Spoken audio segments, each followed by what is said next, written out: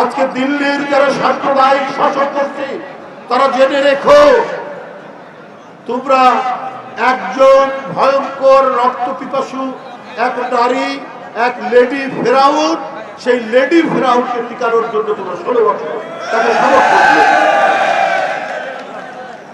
আজকে ভারতের শাসক গোষ্ঠী গোটা পৃথিবীর গণতান্ত্রিক দেশগুলোর কাছে তারা সমালোচিত, অথচ ভারত গণতান্ত্রিক দেশ, অথচ ওরা নিজেরা গণতান্ত্রিক দেশ, কিন্তু ওরা চায় না বাংলাদেশ তারা এখানকার জনগণের কথাই চলুক।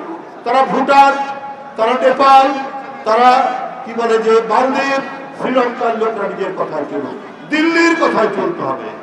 বন্ধুরা আমার, ওরা বাংলাদেশের মানুষের রক্তের যে তেজ, তাদের যে আত্মশক্তি, তাদের যে বীরত্ব, তাদের যে দৃপ্ত পদবিক্ষেপে এগিয়ে যাওয়ার যে ঐতিহ্য, এইটা দিল্লির সাউথ ব্লক ওরা বুঝতে পারেনি। কি পরিমাণ তাদের রক্তের ধমনীতে বীরত্বের প্রবাহ চলছে।